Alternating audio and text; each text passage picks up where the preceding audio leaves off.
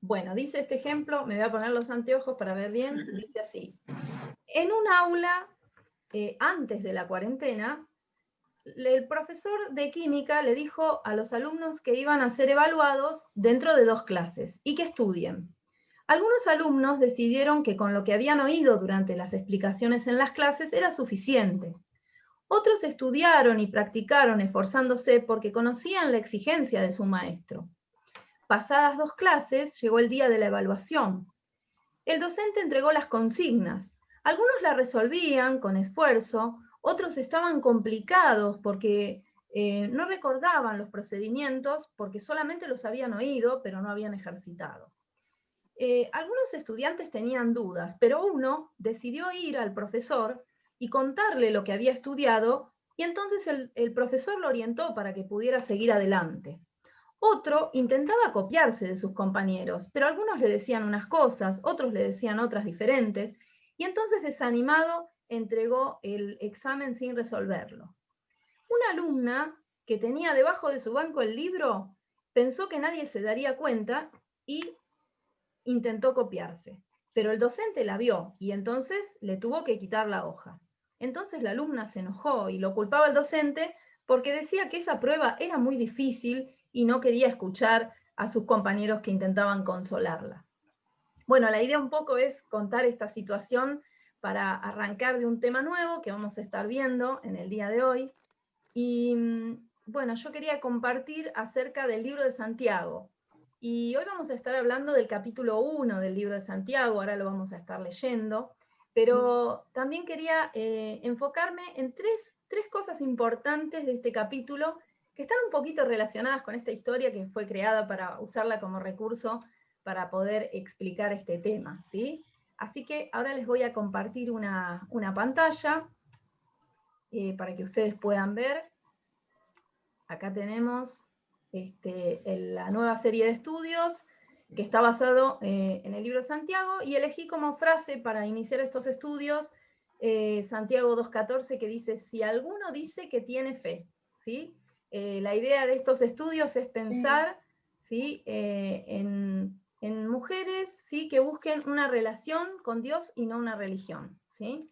Y bueno, justamente en este capítulo hay un versículo hermoso que dice: sed hacedores de la palabra, y no tan solamente oidores, engañándoos a vosotros mismos. Sí. Así que bueno, vamos a leer algunos versículos del capítulo 1 del libro de Santiago. ¿Sí? Vamos a arrancar en el capítulo 1, versículo 1, y vamos a leer hasta el 8. Y después vamos a leer algunos pasajes más, no vamos a leer todo el capítulo completo, pero vamos a leer varios versículos, ¿sí? Dice Santiago 1, siervo de Dios y del Señor Jesucristo, a las 12 tribus que están en la dispersión, salud. Hermanos míos, tened por sumo gozo cuando os halléis en diversas pruebas, sabiendo que la prueba de vuestra fe produce paciencia. Mas tenga la paciencia su obra completa, para que seáis perfectos y cabales, sin que os falte cosa alguna. Y si alguno de vosotros tiene falta de sabiduría, pídala a Dios, el cual da a todos abundantemente y sin reproche, y le será dada. Pero pida con fe, no dudando nada, porque el que duda es semejante a la onda del mar, que es arrastrada por el viento y echada de una parte a otra. No piense, pues, quien tal haga, que recibirá cosa alguna del Señor.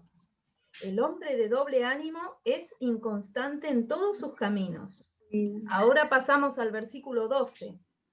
Dice: bienaventurado el varón que soporta la tentación, porque cuando haya resistido la prueba, recibirá la corona de vida que Dios ha prometido a los que le aman.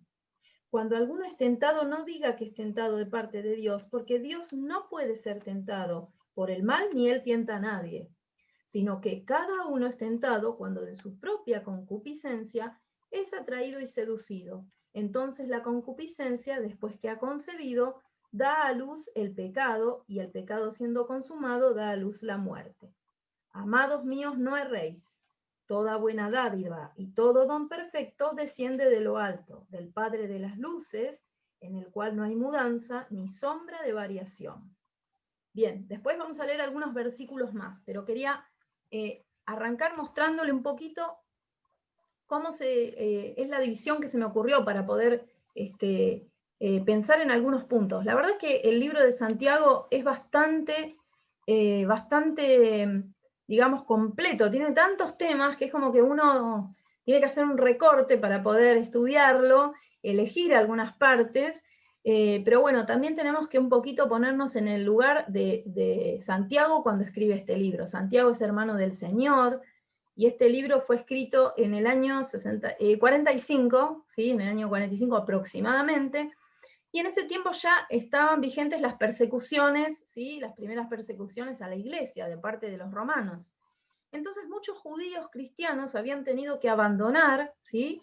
Las ciudades judías, y habían tenido que irse a vivir a otros lados, ¿no? Por eso le empieza saludando diciendo, hermanos, a todos los que están en la dispersión, salud, ¿sí? A las 12 tribus.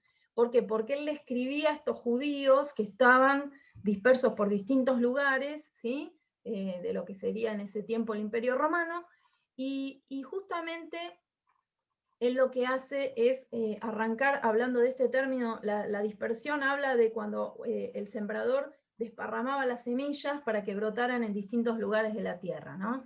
Entonces ya arranca un poquito contándonos que si bien estas personas habían tenido que abandonar su hogar, habían tenido que abandonar los lugares de donde ellos eran, había un propósito por el cual Dios estaba permitiendo esta dispersión, ¿no? Para que seguramente ellos compartan de la palabra de Dios y puedan dar fruto, así como la semilla sembrada en la tierra da fruto, ¿no? Y entonces en medio de este tiempo también muchos estaban pasando por pruebas, porque algunas personas, conociendo, ¿sí?, el contexto de donde venían, que eran perseguidos, que estaban huyendo, que estaban escapando, aprovechaban su necesidad económica, y a veces se abusaban o le daban trabajos, sí, no les abonaban bien, bueno, diferentes situaciones en donde estas personas que estaban siendo perseguidas muchas veces eran oprimidas, ¿sí? Y también personas que eran ricas y, conociendo la situación de estos hermanos judíos, aprovechaban para sacar rédito para sí mismos, ¿sí? En este contexto, entonces, Santiago les escribe, y este libro realmente está muy bueno porque una de las cosas que va a marcar, o la idea un poco central del libro, es mostrar, ¿sí? Mostrar la necesidad que tenemos cada uno de nosotros de tener una relación personal con Dios y no vivir una religión, ¿sí? Porque muchas veces conocemos al Señor, pero con el tiempo nos empezamos a, más que tener una relación personal, nos empezamos a acostumbrar a tener una religión, ¿sí?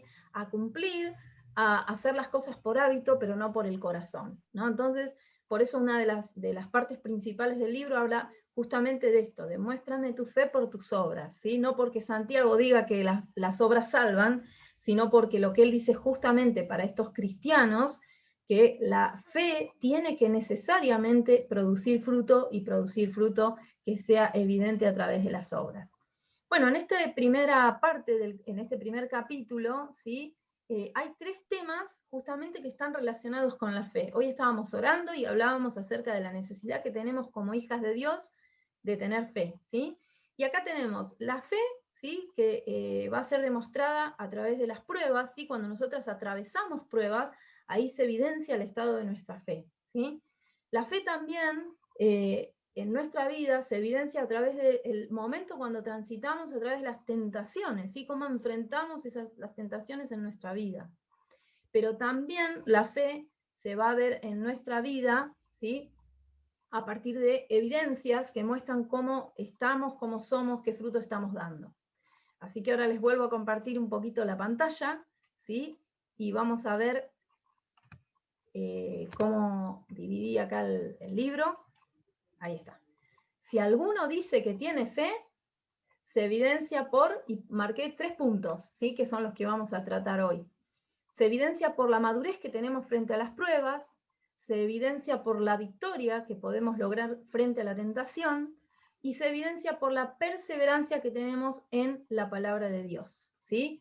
Muchas veces pasamos pruebas, enfrentamos difíciles pruebas. Hoy también hablábamos y compartíamos con las mujeres acerca de pruebas que nos tocan transitar, ¿no? Y en ese momento de improviso aparece la prueba, ¿sí? Como decía acá Santiago, que a veces tenemos que atravesar estas pruebas que nos rodean, ¿sí? Y la prueba tiene un propósito, ¿sí? Hay propósito en estas pruebas para producir madurez, ¿no? Para producir paciencia en nosotras, para darnos sabiduría y para aumentar la confianza, ¿sí? Nosotras, cuando pensamos en paciencia, pensamos como que es una persona que no se enoja por nada, pero en realidad la paciencia habla de resistencia, habla de tener constancia, de permanecer, ¿sí? De soportar, ¿sí? Entonces, cuando nosotras atravesamos pruebas, lo que Dios está haciendo, ¿sí? Es incrementando, produciendo más paciencia, ¿sí? La paciencia es un signo de madurez espiritual. Bien, y también dice en el versículo 5, dice, si alguno de vosotros tiene falta de sabiduría, ¿qué pasa cuando vos estás transitando una prueba, ¿sí? Y no te sentís segura, tenés dudas, tenés miedo, te aparecen diferentes sensaciones que te hacen ¿sí? Sentir que te falta sabiduría, que no sabés cómo avanzar, que no sabés cómo transitar esa prueba. Bueno, fíjense lo que dice el Señor en su palabra en el versículo 1:5. Si alguno de vosotros tiene falta de sabiduría, pídala a Dios, el cual da a todos abundantemente y sin reproche. Si estás pasando la prueba y sentís que no tenés fuerzas, ¿sí? Que ya no podés soportar, que no podés resistir, ¿qué tenés que hacer? Muchas veces decimos, oren por mí, y ni nosotras oramos por nosotras mismas, ¿no? Cuando nosotras estamos atravesando esa prueba, como nos compartía hoy la hermana, ese es el momento donde tenemos que pedir a Dios, tenemos que estar en conexión, pedir sabiduría para proceder, cómo seguir adelante, cómo pedirle al Señor que nos fortalezca, que nos guíe para tomar decisiones, ¿sí? Y como leíamos al principio este ejemplo de los alumnos, ¿no? Su profesor les había avisado que iban a ser probados, que iban a tener una evaluación y que tenían que estar preparados, ¿no? Y algunos no escucharon, o escucharon pero se olvidaron lo que este profesor les había dicho. Otros se prepararon, se ejercitaron, se esforzaron, y cuando llegó el momento de la prueba estaban fortalecidos. Y otros cuando llegó el momento de la prueba se habían preparado, pero tenían dudas, ¿no? Y bueno, como esta persona que dice en el versículo 5, si tenés dudas, ¿qué tenés que hacer? Pedí sabiduría, ¿sí? Este alumno se acercó a su maestro, le contó lo que sabía y su maestro lo orientó. Y nosotras cuando estamos transitando la prueba a veces nos desanimamos, nos deprimimos o nos quejamos, pero no acudimos a Dios, ¿no? Entonces tenemos que ir a Él, que es la fuente, ¿sí? De toda consolación, de toda sabiduría, y pedirle a Él que nos dé la sabiduría para proceder correctamente, ¿sí?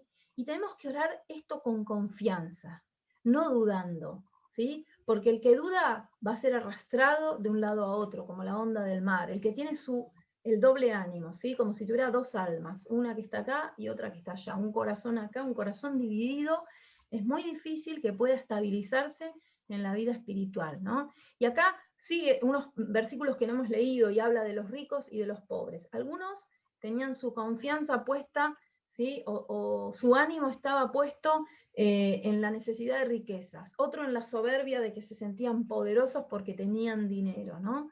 Y ahí se dividía su alma, porque no confiaban plenamente en el Señor, ¿no? Y nosotras, ¿cuántas veces nos falta confiar? Y nos olvidamos que las pruebas Dios las pone porque hay un propósito para nuestra vida, ¿sí?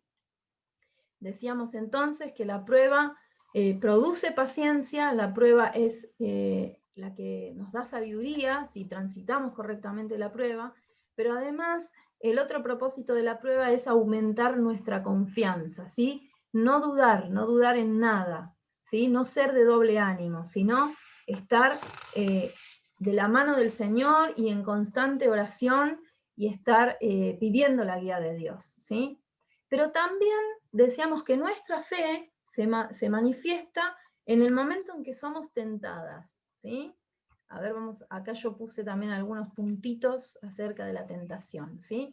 Nosotras podemos tener la victoria, ¿sí? Nuestra fe se evidencia a través de la victoria en la tentación, pero tiene que haber una estrategia, ¿sí? Nosotras cuando somos tentadas, en primer lugar tenemos que ser humildes y reconocer el origen de la tentación, ¿sí? Tenemos que saber huir para obtener la corona de vida, para poder ser victoriosas en la prueba. Y también tenemos que recordar que somos primicias, que el Señor nos transformó. ¿Sí? Dice en el versículo 18, 1:18, Él de su voluntad nos hizo nacer por la palabra de verdad para que seamos primicias de sus criaturas. Hemos sido regeneradas, ¿sí? Entonces, cuando nosotras estamos frente a una tentación, primero, tenemos que reconocer el origen. ¿Qué significa eso? Que nosotras tenemos que tener muy claro que la prueba la envía Dios y es para sacar lo mejor de nosotras, para nuestro crecimiento, para que nosotras veamos en qué estado estamos y nos propongamos mejorar, como los alumnos de esta prueba. Algunos decían, yo pensé que escuchando podía hacer bien la prueba, pero no le alcanzaba. Tenía que estudiar, tenía que prepararse y ejercitarse, ¿no? Entonces las pruebas son para ver en qué estado estamos, las envía Dios y es con este propósito, como decíamos recién, ¿no? De alcanzar madurez, de aumentar nuestra paciencia, ¿sí? De depender más de Él, de confiar en Él, de buscar la sabiduría. En cambio, las tentaciones provienen de nosotras mismas, o sea, las tentaciones provienen de nuestro interior, ¿sí? De nuestra tendencia, ¿sí? a caer en pecado, es decir, en nuestra naturaleza humana, ¿no? Provienen las pruebas, las tentaciones. Y entonces no provienen de Dios, sino que Satanás muchas veces presenta la tentación, ¿para qué? Para sacar lo peor de nosotras, para sacar lo malo de nosotras, ¿sí? Para hacernos caer, ¿no? Entonces muchas veces nos cuesta o estamos frente a una tentación y pareciera que, como dice en el versículo 16, amados míos, no erréis, toda dádiva, toda buena dádiva y todo don perfecto desciende de lo alto, ¿sí? Si hay cosas buenas provienen de Dios, pero cuando no son cosas buenas no provienen de Él. Entonces tenemos que ser sinceras, ¿no? Y no tenemos que ser arrastradas por la tentación, ¿sí? La tentación es hay como un anzuelo ahí, como una seducción, como algo que nos atrae, que nos atrapa y que caemos en ese anzuelo, ¿no? Y muchas veces no queremos reconocer que es por nuestra propia concupiscencia, ¿no? Y decimos, no, porque Dios, no.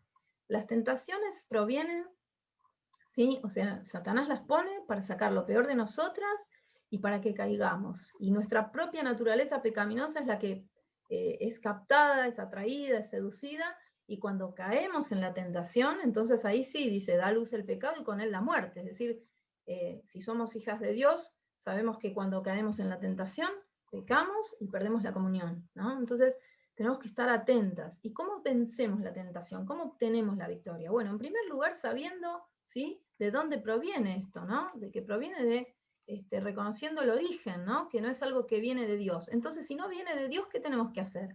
Huir para obtener la corona de vida, huir para obtener la victoria, ¿sí? Si nosotras creemos que es de Dios, vamos a permanecer ahí y vamos a caer. Pero si nosotras reconocemos que esto no es de Dios y que somos débiles y que podemos llegar a pecar, ¿no es cierto? Y a perder la comunión con Dios, entonces vamos a tener muy claro que ante la tentación tenemos que huir para poder obtener la corona de vida. Y recordar que somos primicias, ¿no? ¿Qué significa esto? Que muchas veces nos desanimamos porque decimos, bueno, yo tengo mi tentación es esta, ¿sí? Tengo una lucha contra los malos pensamientos, tengo una lucha contra la pornografía, tengo una lucha contra ser iracunda, tengo cosas, ¿no?, que están en nuestro interior, tengo una lucha con tal cosa, ¿no? Y entonces pensamos, bueno, pero esto no proviene de Dios, me lo puso Satanás para que caiga, y yo la verdad que mi propia naturaleza me lleva a pecar y no puedo vencer. Sí que podemos vencer, porque dice que todo lo que viene de lo alto, toda buena dádiva y todo en perfecto desciende de lo alto, del Padre de las luces, en el cual no hay mudanza ni sombra de variación, ¿sí? Él va a sacar lo bueno de nosotros. Y dice el 18, Él de su voluntad nos hizo renacer por la palabra de verdad y para que seamos primicias de sus criaturas. Las primicias era lo que el pueblo de Dios, lo mejor que tenía, lo primero que cosechaba y lo entregaba a Dios, ¿no? Y nosotras somos primicias de sus criaturas, ¿sí? El Señor nos considera como esas primicias, lo mejor, ¿sí? Lo más selecto, lo elegido. Entonces nosotras tenemos que confiar que Dios ha hecho esa obra de transformación, nos ha hecho primicias y que de la mano de Él y siguiendo estas pautas, ¿no?, de huir, de reconocer nuestra debilidad, de reconocer la tentación que no proviene de Dios y de huir, vamos a obtener la victoria. Ahora, si estamos en un ámbito donde sabemos que podemos caer en tentación, o estamos en lugares o con personas que nos llevan a caer en tentación, y es muy difícil que podamos vencer o que podamos obtener la victoria, ¿sí? Y por último, vamos a hablar del último punto. Nuestra fe también se va a evidenciar, ¿sí?, a través de nuestra permanencia en la palabra. Vamos a ver si podemos pasar. Ahí está. La perseverancia, perdón. Nuestra fe se va a evidenciar a través de la perseverancia en la palabra, ¿sí? Nosotras podemos ver en las personas algunos indicadores de si realmente están perseverando en la palabra. ¿Por qué digo esto? Muchas veces, ¿sí?, hay personas que dicen que tienen fe, pero sus obras demuestran lo contrario. Y es lo que Santiago les quiere hacer entender a estos cristianos, a estos hermanos en la fe que estaban en la dispersión, ¿sí? Muéstrame tu fe por tus obras, dice, ¿no es cierto? Si dices que tienes fe, tenés que perseverar en la palabra, ¿no? ¿Y cómo nos damos cuenta? Bueno, hay indicadores de si estoy perseverando en la palabra, ¿sí? Fíjense, vamos a leer la última parte que no hemos leído. Vamos a leer desde el versículo 19, capítulo 1, dice: por esto, mis amados hermanos, todo hombre sea todo hombre sea pronto para oír, tardo para hablar, tardo para airarse, porque la ira del hombre no obra la justicia de Dios, por lo cual, desechando toda inmundicia y abundancia de malicia, recibid con mansedumbre la palabra implantada, la cual puede salvar vuestras almas. Pero sed hacedores de la palabra y no tan solamente oidores, engañándoos a vosotros mismos. Porque si alguno es oidor de la palabra, pero no es hacedor de ella, es semejante al hombre que considera en su espejo su rostro natural, porque él se considera a sí mismo y se va y luego olvida cómo era. Mas el que mira atentamente en la perfecta ley de la libertad y persevera en ella, no siendo oidor olvidadizo, sino hacedor de la obra, este será bienaventurado en lo que hace. Si alguno se cree religioso entre vosotros y no refrena su lengua, sino que engaña su corazón, la religión del tal es vana. La religión pura y sin mácula delante de Dios el Padre es esta: visitar a los huérfanos, a las viudas en sus tribulaciones y guardarse sin mancha del mundo. ¿Sí? Cuando nosotros perseveramos en la palabra, somos bienaventurados, ¿sí? Y cuando hacemos estas cosas, uno de los indicadores es este versículo que está buenísimo. Dice, tenemos que ser prontos para oír, ¿no? Dice, prontos para oír, pero tardos para hablar y tardos para irarnos, ¿sí? Para enojarnos, para entrar en un enojo desmedido, en una ira. Nosotros normalmente hacemos al revés, ¿no? Primero nos airamos, primero nos enojamos, después hablamos con el enojo y después oímos, ¿no? Y ahí es donde se producen los conflictos. Entonces, nuestra fe se muestra a través de si realmente estamos perseverando en la palabra. ¿Cómo somos? ¿Somos prontos para oír o somos prontos para irarnos y hablar sin pensar, ¿no? Bueno, ahí justamente, si somos lentos para hablar y para enojarnos, y prontos para ver la necesidad que tiene el otro, ahí es donde se nota que estamos perseverando en la palabra, ¿sí? ¿Por qué? Porque cuando nosotros nos enojamos, cuando nos airamos, ¿qué pasa? Ahí Dios no puede obrar, la justicia de Dios no va a estar en eso, ¿sí? Entonces no vamos a mostrar nuestra fe a través de nuestras obras.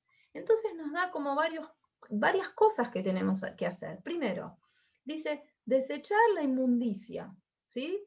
Y acá me noté, y la malicia, ¿sí? La malicia, la inmundicia y la malicia son cosas que normalmente nacen en nuestra mente, ¿sí? Se generan en nuestra mente, y son cosas que tenemos que sacarlas hacia afuera de nuestra vida, ¿sí? Tenemos que pedir a Dios que también gobierne nuestros pensamientos, y para eso tenemos que estar perseverando en la palabra, ¿sí?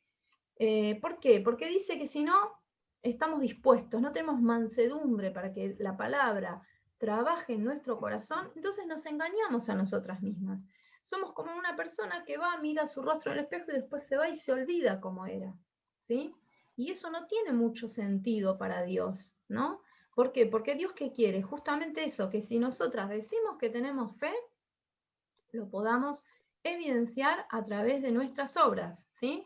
¿Cómo? Con pensamientos limpios, con reacciones espirituales, ¿sí?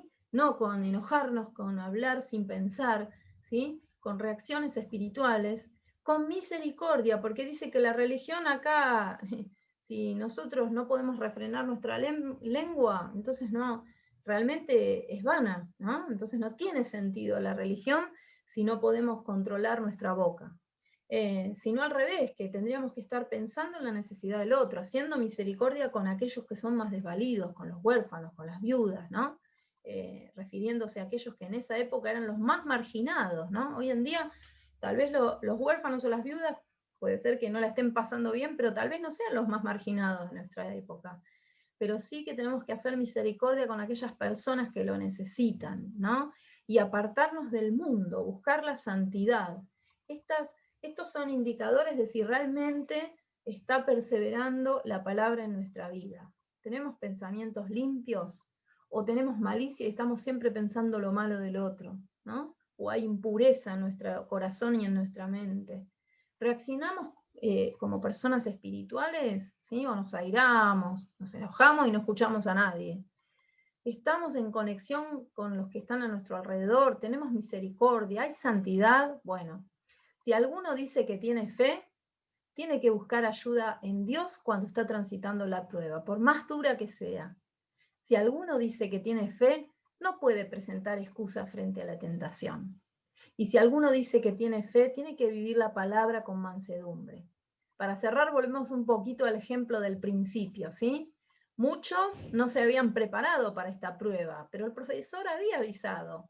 Muchos pensaron que con oír iban a superar todo, ¿no? Pero realmente no habían ejercitado, no habían vivido, ¿no? No se habían preparado, ¿no? Y cuando vino el momento de la prueba, empezaron a dudar, empezaron a escuchar lo que les decía cualquiera, ¿no? Cualquier alumno que no había estudiado. Bueno, a veces somos así en nuestra vida espiritual. Cuando llega la prueba dudamos y escuchamos palabras de personas y no buscamos a Dios, ¿no? Otros cayeron en la tentación de copiarse, ¿no? Y a veces cuando estamos pasando por momentos difíciles, ¿sí? Aparece la tentación y queremos justificarnos, queremos poner excusas, pero no podemos poner excusas delante de nuestro Maestro, porque Él nos conoce, ¿no? Y también tenemos que vivir la palabra con mansedumbre, tenemos que amar la palabra, tenemos que vivirla, no mirarla y olvidarla, ¿no? Por eso si alguno dice que tiene fe, ¿sí? Muestra su fe a través de sus obras. Y esto por ahí es lo que quiere transmitir Santiago, ¿no? En esta epístola. No que vivamos una vida de religión, sino que vivamos una vida de relación personal con Dios.